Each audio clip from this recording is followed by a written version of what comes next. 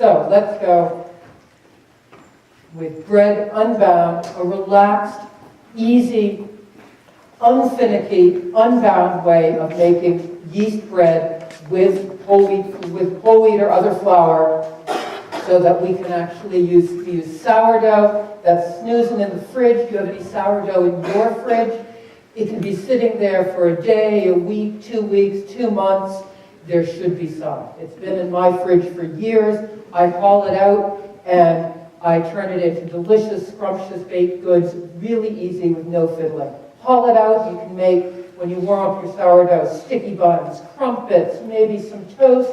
But let's look at how you make simply a simple loaf of sourdough bread.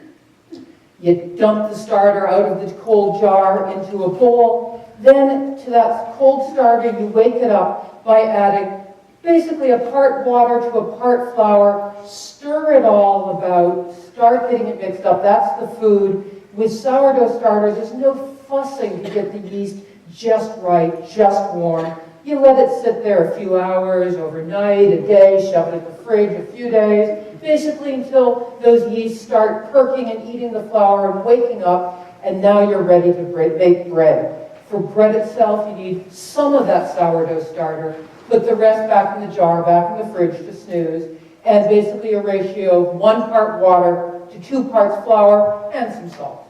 That's basic bread, but there's plenty more that you can add. You can add oats, eggs, applesauce, yogurt, extra gluten flour, especially if you're working with whole wheat. It gives it more of a rise, that gluten with it.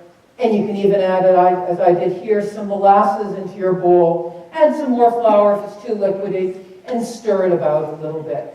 Measure this stuff if you want to, but this is unbound baking. I rarely, if ever, measure. I didn't bother at all with this loaf of bread.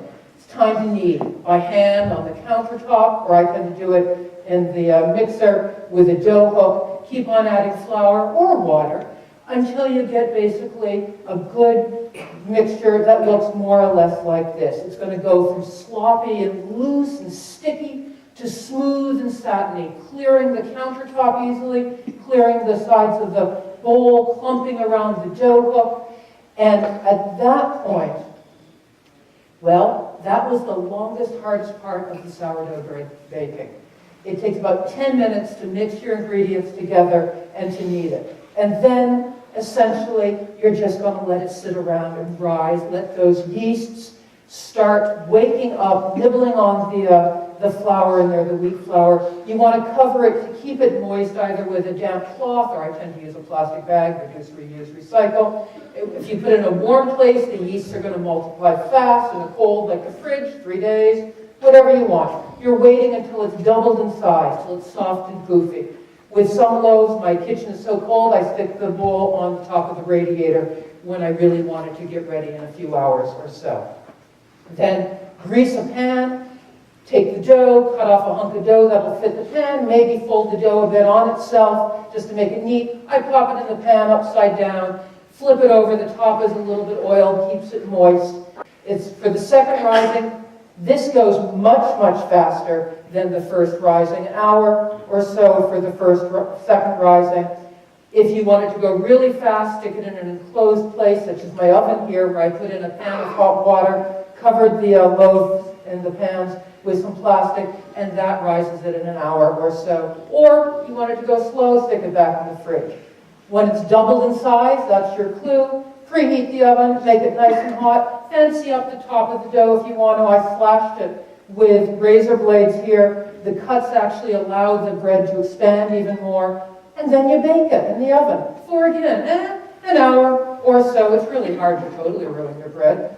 The tops get nice and hard. The bottoms often are staying soft when they're in the pan. I pop them out of the pan, shove them back in, let those naked bottoms harden a bit. Take it out and you've done it. You've got marvelous sourdough bread unbound. Let it cool for a few minutes or so, 15 minutes, 15 seconds. And then when it's nice and cool, slice off your piece of bread, have a slice of bread, cover it with maybe some homemade butter, and sit back and enjoy.